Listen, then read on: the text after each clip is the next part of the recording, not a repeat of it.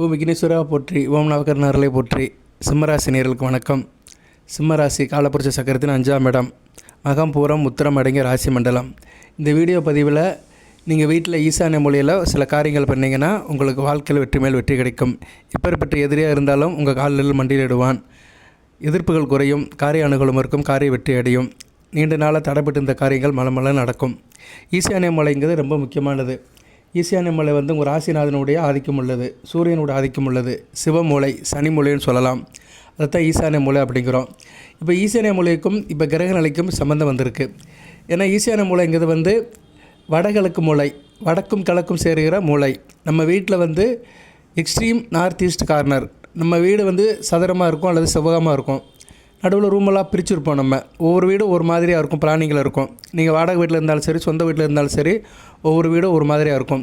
இருப்பினும் வீட்டுக்கு எக்ஸ்ட்ரீம் மூலை, கடைசி மூலை, கிழக்கு பக்கமும் வடக்கு பக்கம் சேர்கிற மூலை, உள்பக்க மூலை தான் ஈசானிய மூலை. அந்த ஈசானிய மூலை ரொம்ப சக்தி வாய்ந்தது. சரியா நேர்களே? அந்த ஈசானிய மூலையில் சில காரியங்கள் பண்ணிட்டோம்னா வீட்டில் செல்வம் கொளிக்கும், பணப்பழக்கம் அதிகமாக இருக்கும், 16 வகை பேரும் கிடைக்கும், ஆரோக்கியம் நல்லா இருக்கும், மன அமைதி நல்ல விதமாக பார்க்கப்படுகிறது. இந்த திசைக்கு அதிபதி சிவபெருமான் தான். அடுத்து குரு பகவான் அங்கே வருகிறாரு. சரியா? இந்த மூலை நீர் தத்துவமானது. பொதுவாக ஈசான மூலையில் நீர்நிலைகள் இருக்கலாம், கொஞ்சம் டவுனாகவும் இருக்கணும். அந்த இடம் கொஞ்சம் தாழ்வாக இருக்கணும். கிரவுண்ட் ஃப்ளோர்னால் தாழ்வாக இருக்கணும். அதுபோல் ஈசான மூலையில் பூஜை அறையும் வைக்கலாம். ஸோ இப்படி நிறைய அருமை பெருமைக்கு உரியது ஈசானிய மூலை. இப்போ ராசிக்கு 8ஆம் இடத்துல சனி பகவான் 11 சாரத்தில் போகிறாரு. சனி பகவானும் ஈசான மூலைக்கு சொந்தக்காரர் தான். அதை சனி மூலைன்னு சொல்லுவாங்க. அதனால் சனி பகவான் வடக்கு திசாதிபதி போத சாரத்தில் போகிறது நல்ல விதமாக பார்க்கப்படுகிறது. அட்டமச்சனையாக இருந்தாலுமே ராசிக்கு 2-11 கூடன் சாரத்தில் போகிறதுனால நல்லாயிருக்கும். குடும்பத்தில் பணப்பழக்கம் இருக்கும், பேச்சுவார்த்தை நல்லாயிருக்கும். உங்கள் சொல்லு மற்றவங்களால் கவரப்படும், ஏழை சொல் அம்பலத்துக்கு வரும், லாபம் அதிகமாக இருக்கும்.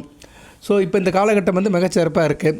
சனி பகவான் மே 14ஆம் தேதியிலிருந்து அக்டோபர் 29ஆம் தேதி வரைக்கும் ரேவதி நட்சத்திரத்தில் போகிறாரு. அதுக்கடுத்து வக்கரம் அடைவார், அதுக்கடுத்து வக்கர நிவர்த்தி அடைவார்.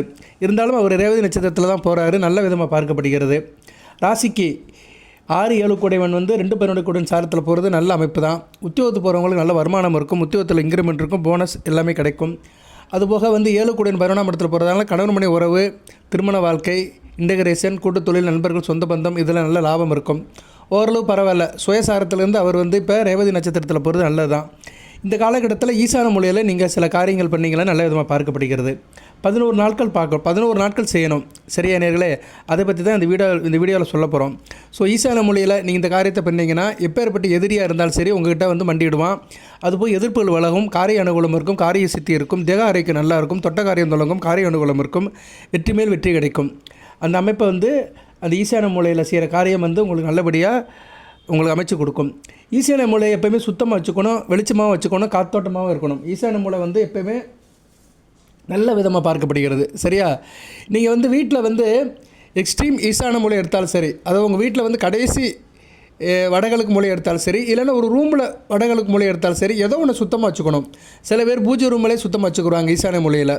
ஏன்னா பூஜை ரூமும் ஈசான மூலையில் வைக்கலாம், பூஜை ரூம் ஈசான மூலையில் வைக்கலாம், கன்னி மூலையில் வைக்கலாம். ஸோ அதனால் நீங்கள் வீட்டை பாருங்கள். உங்கள் வீட்டில் ஈசான மூலை சரியாக வரலை, அதில் வேறு இடம் இருக்குது. ஏன்னா சில பேர் வீட்டில் ஈசான மூலையில் படிக்கட்டு இருக்கும், போர்ட்டிக்கோ இருக்கும், வேறு ஏதோ ஒன்று வச்சுருப்பானுங்க, பிளானிங் இல்லாமல் கட்டியிருப்பானுங்க. அப்படி இருக்கிறவங்க உங்கள் வீட்டில் எந்த இடத்துல ஈசான மூலை சுத்தமாக இருக்கோ அதை செய்யுங்க. சரியா? ஸ்டடி ரூமு, பூஜை ரூமு, ஹால், அது மாதிரி இடத்துல கூட இந்த காரியத்தை பண்ணலாம். இல்லைனா பூஜை ரூம்லேயே பண்ணலாம். சரியா நேர்களே? ஸோ ஈசான மூலையில் நான் சொல்கிற காரியத்தை பண்ணுங்கள். என்ன காரியம் சார் அப்படின்னா வேறு ஒன்றும் கிடையாது. கண்ணாடி கிளாஸ் எடுத்துக்கோங்க. நம்ம டீ கடையில் கொடுக்குறாங்களா கண்ணாடி கிளாஸ், அந்த கிளாஸ் தான். அந்த கிளாஸில் என்ன பண்ணணும்னா 3/4 பாகம் தண்ணி ஊற்றணும், 1 தேக்கரண்டி கல்லுப்பு போடணும், 1/2 தேக்கரண்டி மஞ்சள் போடணும், அவ்வளோதான். அந்த கண்ணாடி கிளாஸ் சந்திரனோட ஆதிக்கம் உள்ளது. கல்லுப்பு சுக்கிரன், மஞ்சள் குரு பகவான். மிகச்சிறப்பாக பார்க்கப்படுகிறது. உங்கள் ராசிக்கு 3, 10, 5, 8 குடையவனோட ஆதிக்கம் அதில் இருக்கும். சந்திரன் 12 குடையவன். ஸோ 3, 10, 5, 8, 12 விபரீத ராஜயோகம் நடக்கும். எதிர்பாராத விபரீத ராஜயோகம் கிடைக்கும். திடீர் அதிர்ஷ்டம் தனயோகம் இருக்கும். அது 1000மோ லட்சமோ கோடியெல்லாம் கிடைக்கும். இது என்னையிலேருந்து சார் செய்யணும் அப்படின்னா, நீங்கள் என்றைக்கு ஆரம்பித்தாலுமே ஒரு 11 நாள் விடாமல் செய்யணும். 11 நாள் கண்டிப்பாக இதை செய்யணும். எப்போ செய்யணும் அப்படின்னா இரவு 8 to 9 செய்யணும். 8 to 9 என்ன பண்ணுறீங்கன்னா அந்த ஈசான மூலையில், அதாவது உங்களுக்கு ஈசான மூலை வீட்டில் எக்ஸ்ட்ரீம் மூலை கரெக்டாக இருந்துச்சுன்னா அங்கே வைங்க. இல்லைனா ஒரு ரூம் சுத்தமாக இருக்குது, ஸ்டடி ரூமு, டைனிங்கு, இல்லைனா பூஜை ரூம் சுத்தமாக இருக்குன்னா அங்கே கூட வைக்கலாம். அங்கே ஈசான மூலையில் ஒரு ஓரமாக வச்சுக்கலாம். அந்த இடத்த கொஞ்சம் சுத்தப்படுத்திக்கணும். 1 மீட்டருக்கு 1 மீட்டர் சுத்தம் பண்ணிக்கணும். ஒரு 3 அடிக்கு 3 அடி சுத்தம் பண்ணிக்கிட்டு அந்த இடத்துல இந்த கிளாஸை வைக்கலாம். இந்த கிளாஸை நீங்கள் தரையில் வைக்கலாம், இல்லைன்னா சின்ன தலைப்பலகை மரப்பலகை போட்டு வைக்கலாம். சரியா? அந்த இடத்துல கோலம் போட்டு கூட வைக்கலாம். சரியா? கோலம் போட்டு இந்த கண்ணாடி கிளாஸில் தண்ணி 3/4 பாகம் ஊற்றி கொஞ்சம் மஞ்சள், ஒரு ஸ்பூன் போட்டிங்கன்னா கல் உப்பு போட்டிங்கன்னா மிகச்சிறப்பாக பார்க்கப்படுகிறது. அதை வச்சுட்டு ஓம் நமச்சிவாய நமகன்னு சொல்லிட்டு வந்துடுங்க. இதை 11 நாள் வைக்கணும். இரவு 8 to 9 வைக்கணும். 12 வயதுக்கு மேற்பட்டவர்கள் வைக்கிறீங்கன்னா மிகச்சிறப்பாக இருக்கும். இந்த காரியத்தை தொடர்ந்து பண்ணினீங்கன்னா வீட்டில் நல்ல விதமாக பார்க்கப்படுகிறது. ஈசான மூலையோட சக்தி உங்களுக்கு பரிபூர்ணமாக கிடைக்கும். அந்த சிவனுடைய அருள் கிடைக்கும், புதன் பகவானுடைய அருள் கிடைக்கும், அந்த குபேரனோட அருள் கிடைக்கும். குபேரன் வந்து வீட்டில் வாசம் பண்ணுவார். சரி நேர்களே, இதை வந்து யார் சார் செய்யணும் அப்படின்னா ஆண் பெண் இருபாலரும் செய்யலாம். 12 வயசுக்கு மேற்பட்டவங்க செய்யலாம். பெண்கள் வீட்டுக்கு வழக்கமாக இருந்தாங்கன்னா நேரம் செய்ய வேண்டாம். அது மாதிரி வீட்டில் எதுவும் துக்க நிகழ்ச்சி அக்கம் பக்கத்தில் எதுவும் நடந்துச்சுன்னா அன்றைக்கி செய்ய வேண்டாம். சில பேர் கேட்டாங்க, இது சரியான கேள்வி தான் சார், செஞ்சுட்டே இருக்கும்போது இடையில 2 நாள் பிரேக் ஆயிடுச்சுன்னா என்ன சார்னா, அப்படிலாம் ஒன்றும் கிடையாது. 2 நாள் பிரேக் ஆச்சுன்னா அடுத்த நாள் செய்யுங்க. இப்போ ஒரு 4 நாள் செஞ்சுட்டு இருக்கிறீங்க, 2 நாள் பிரேக் ஆகிப்போச்சு, வெளியூர் போயிட்டீங்கன்னா அன்றைக்கி செய்ய வேண்டாம். அந்த தண்ணி அப்படியே இருக்கட்டும். மறுநாள் வந்து காலையில் அதை ஊற்றிட்டு அன்றைக்கி நைட்டு செய்யுங்க. தினமும் தண்ணியை மாற்றணும். தினமும் இரவு 8 to 9 தண்ணியை மாற்றணும். இது எதுக்கு நான் வந்து இந்த தண்ணியை மாற்றணும் அப்படின்னு சொல்கிறேன்னா, இந்த தண்ணியை வந்து தினமும் மாற்றுறது ரொம்ப நல்லது. சரியா? தினமும் மாற்றி அதில் வந்து கல்லுப்பும் மஞ்சளும் போடுறது ரொம்ப நல்லது. காலையில் கால் மீதி படாத இடத்துல ஊற்றிடணும். செவரோரம் இல்லைனா பூமியில் எங்கேனாச்சும் ஒரு பக்கம் ஊற்றிடலாம். செடி கொடிக்கெல்லாம் ஊற்றாதீங்க. ஏன்னா உப்பு இருக்கிறதுனால செடி கொடியில் ஊற்றக்கூடாது. தனியான ஒரு ஒதுக்குப்புறமான இடத்துல ஊற்றிடுங்க. மிகச்சிறப்பாக பார்க்கப்படுகிறது. இந்த ஈஸியான முறையில் செய்கிற வழிபாடனால் உங்களுக்கு மிகச்சிறப்பு கிடைக்கும். பணம் பல வகையில் குமியும். மூத்த சகோதர வழியில் ஏற்றம் இருக்கும். நல்ல ஒரு காரிய அனுகூலமாக இருக்கும். உத்தியோகத்தில் உயர்வு இருக்கும். உத்தியோகத்தில் உள்ள பிரச்சனையை தீரும். கடன் கப்பு கட்டுக்குள் வரும். சரியா? நாள்பட்ட வியாதிகள் உடம்பை விட்டு போகும். எதிர்ப்புகள் குறையும். போட்டி பொறாமல் குறையும். லாட்டச்சீட்டு யோகம் கிடைக்கும். நல்ல ஒரு யோகம் அமைப்பாக பார்க்கப்படுகிறது. ஏன்னா 6 கூடியவன் ராசிக்கு 8ஆம் இடத்துல 2-12 கூடியவன் சாரத்தில் போகிறது நல்லது தான். 6 கூடியவன் 8ஆம் இடத்துல போகிறது திடீர் யோகம், விபரீத ராஜயோகம். ஸோ 6 கூடிய சனி பகவான் 8ஆம் இடத்துல புதன் சாரத்தில் போகிறாரு. நல்ல விதமாக பார்க்கப்படுகிறது. வீடு கொடுத்த புதனும் இப்போதைக்கு வந்து பத்திர யோகத்தில் இருக்கிறார். ராசிக்கு 11ஆம் இடத்துல சுக்கிரன் கூட சேர்ந்து ஜூலை 28 வரைக்கும் இருக்கிறதுனால இந்த காலகட்டத்தில் நீங்கள் செய்யுங்க. என்றைக்கு இருந்தாலும் செய்யலாம். இன்றைக்கி என்ன கிழமை? இன்றைக்கி வெள்ளிக்கிழமை. இன்றைக்கி இரவுலேருந்து கூட செய்யலாம். இன்னையிலேருந்து 11 நாள் கணக்கு வச்சுக்கணும். நீங்கள் என்றைக்கு செய்ய ஆரம்பித்தாலும் அன்னையிலேருந்து 11 நாள் கணக்கு வச்சுட்டு செய்யுங்க. சரியா நேர்களே? 11 நாட்கள் தொடர்ந்து செஞ்சீங்கன்னா மிகச்சிறப்பாக பார்க்கப்படுகிறது. இதுக்கு எதுவும் செலவு இருக்காது. சரியா? ஒரு கண்ணாடி டம்ளர் இல்லை சார் அப்படின்னா பீங்கான் டம்ளர் இல்லைன்னா கண்ணாடி பவுல் ஏதோ ஒன்று வச்சுக்கலாம். சரியா? எவர் சிலர் டம்ளர் யூஸ் பண்ணாதீங்க. கண்ணாடி டம்ளர் தான் ரொம்ப முக்கியம். அதை வேணால் கடையில் கொடுத்து நீங்கள் வாங்கிக்கலாம். கண்ணாடி டம்ளர் என்னென்னா ஒரு 10-20 ரூபா கிடைக்கும், அவ்வளோதான். ஃபேன்சி ஸ்டோரில் போனீங்கன்னா கண்ணாடி டம்ளர் வாங்கி அதை நீங்கள் பத்திரமா வச்சுக்கலாம். இந்த காரியத்துக்கு வச்சுட்டிங்கன்னா மிகச்சிறப்பாக பார்க்கப்படுகிறது. இதை செய்யுங்க, மிகச்சிறப்பாக இருக்கும். ஈஸியான முறையில் இதை செய்கிறதுனால எப்பேற்பட்ட காரியமும் உங்களுக்கு சக்ஸஸ் ஆகும். எதிர்ப்புகள் விளையும். போட்டி பொறாமைகள் குறையும். அரசியல் விஷயங்கள் நல்லபடியாக இருக்கும். அரசியல்வாதிகளுக்கு நல்ல விதமாக பார்க்கப்படுகிறது. அரசாங்க வேலை இருக்கிறவங்களும் மிகச்சிறப்பாக இருக்கும்.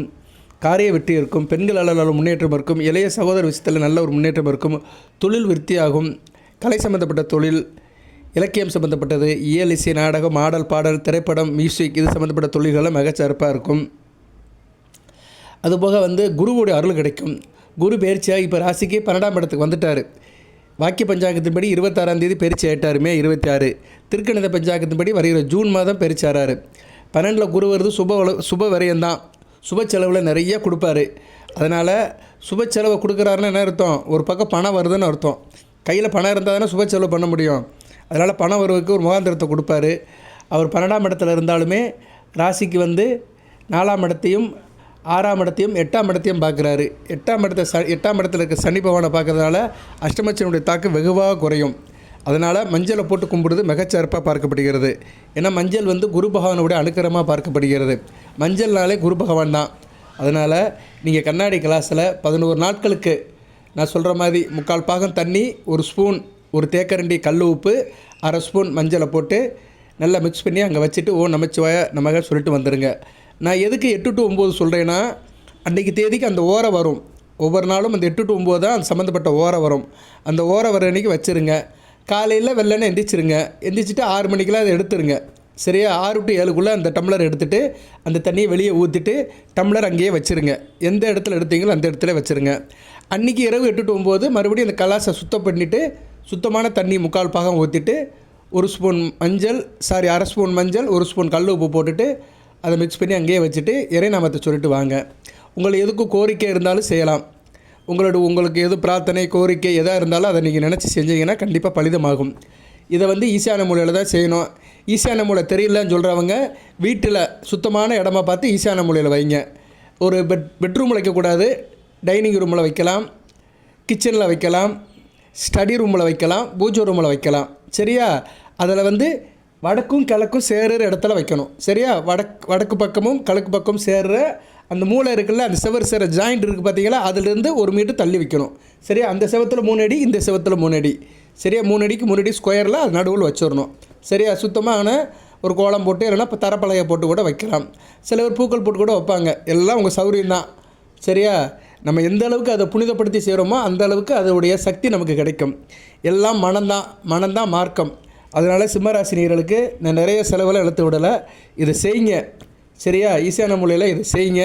மிகச்சிறப்பாக இருக்குது. அதுக்கு உண்டான நேரங்காலம் கணிஞ்சிருக்கு இப்போ.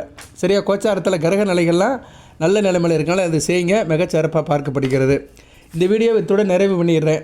எல்லாம் வல்ல இறைவன் சிம்மராசினியர்களுக்கு இந்த ஈசான மூலையில் வைக்கிற இந்த காரியம் இது வந்து என்ன வாழ்வியல் ஒரு பரிகாரம் சொல்ல முடியாது. இது ஒரு செயல்பாடு தான். சரியா? நமக்கு நாமே செய்கிற காரியம்தான். சின்ன ஒரு உபகாரம் தான். இந்த உபகாரத்தின் மூலிமா நல்ல ஒரு உதவியை கொடுப்பாரு, ஒரு முன்னேற்றத்தை கொடுப்பாரு, ஏற்றத்தை கொடுப்பாரு, எதிர்ப்புகளை தவிடுபடி ஆக்குவார். எப்பேற்பட்ட எதிரியாக இருந்தாலும் உங்கள்கிட்ட வந்து மண்டிடுவான். சரியா? ஏற்றமுகம் எதிர்காலம் நல்லபடியாக இருக்கும். மனப்பூர்வமாக செய்யுங்க. ஒரு 11 நாட்கள் செய்யுங்க. மிகச்சிறப்பாக இருக்கும். இது மாதிரி நிறைய காரியங்கள் இருக்குது. சரியா நேர்களே? இதுக்கு முன்னாடி ஒரு வீடியோ போட்டேன். தர்ப்பப்புல்லை வந்து மை செஞ்சு உச்சந்தலையில் வைக்கிறது. அந்த வீடியோ நிறைய நேரில் அப்ரிஷியேட் பண்ணாங்க. நிறைய பேர் எங்கிட்ட ஃபோன் பண்ணி கேட்டாங்க. அதையும் செய்யலாம். சரியா? சின்ன சின்ன காரியங்களை நீங்கள் தொடர்ந்து செஞ்சீங்கன்னா பிரச்சனையிலேருந்து வெளியே வந்துடலாம். குடும்ப பிரச்சனையிலேருந்து வெளியே வந்துடலாம். இது எல்லோரும் செய்யணும்னு அவசியம் கிடையாது. பிரச்சனை இருக்கிறவங்க செய்யுங்க. சார் எங்கள் வீட்டில் பிரச்சனை இருக்குது, தீர மாட்டேங்குது, எதை தின்னா பித்தம் தெளியும்னு தெரியல அப்படின்னு நினைக்கிறவங்க இதை செய்யுங்க. கண்டிப்பாக ஒரு மாற்றம் இருக்கும். Something is better then nothing. எதுவுமே செய்யாமல் இருக்கிறதுக்கு சில காரியத்தை நம்ம வீட்டில் செஞ்சோம்னா கண்டிப்பாக நல்லது நடக்கும். ஆனால் மனப்பூர்வமாக நம்பிக்கை வச்சு செய்யணும். இவர் சொல்கிறாரு இது உண்மையா பொய்யா, இது செஞ்சால் மட்டும் அப்படி ஆயிருமா அப்படிலாம் நம்பிக்கை அவநம்பிக்கையாக இருக்கக்கூடாது. சரியா? என்றைக்குமே அவநம்பிக்கையாக இருக்கக்கூடாது, அசால்ட்டுத்தனமாக இருக்கக்கூடாது. இன்றைக்கி நாட்டில் எவ்வளவோ மாற்றம் நடக்குது. சரியா? குப்பை மேடு கோபுரமாகுது, கோபுரம் குப்பை மேடாக மாறுது. எவ்வளவோ நடக்குது. யாருக்குமே மெஜாரிட்டி கிடைக்க மாட்டேங்குது. எல்லாம் இழுபறியாக இருக்குது. இங்கே இருக்கிறவன் அங்கே போகிறான், அங்கே இருக்கிறவன் இங்கே வரான். எவ்வளவோ பார்க்குறோம். டிவியை திறந்தோம்னா எல்லாமே வந்து பல்ட்டியாக தான் இருக்குது. சரியா? கட்சிகள் தங்களுக்குள்ள ஒரு நிலைப்பாட்டில் இல்லை. அரசாங்கமும் அப்படித்தான் இருக்குது. அரசாங்கத்தை ஆள்றவனும் அப்படி தான் இருக்கிறாங்க. எதுக்கு சொல்ல வேறேன்னா, நாடே அப்படி இருக்கும்போது நம்ம வீட்டில் பெருசாக எதிர்பார்க்க முடியுமா? அதனால் மனசை ஒருமுகப்படுத்திக்கிட்டு நம்பிக்கையுடன் ஒரு காரியத்தை செய்யுங்க. நல்லதே நடக்கும். இவ்வளோ தான் சொல்ல முடியும். உதாரணத்துக்கு நம்ம நாட்டையே சொல்லியாச்சு. ஒரு வீட்டில் செய்கிற காரியத்துக்கு நாட்டையே நான் உதாரணமாக சொல்லிட்டேன். இது நாடு இருந்த உண்மை. நான் ஒன்றும் தரையை போட்டு சொல்லலை, உண்மையை தான் சொல்கிறேன். அதனால் ஒரு மனசாக செய்யுங்க. சிம்மராசிக்கு நல்லதாக இருக்கும். வாழ்த்துக்கள். எல்லாம் நல்ல இறைவன் சிம்மராசி நேயர்களுக்கு, மகம் பூரம் உத்திரம் நட்சத்திர நேயர்களுக்கு சில சௌபாகியத்தையும் சில ஐஸ்வர்யத்தையும் சில நன்மையிலும் கொடுப்பார். அனைத்து வளங்கள் நலங்களை பெற்று தேகாரோக்கியத்துடன் தீர்க்காயலுடன் நீடோடி வாழ்க, நிறைந்த வளம் பெறுக. நன்றி நேயர்களே.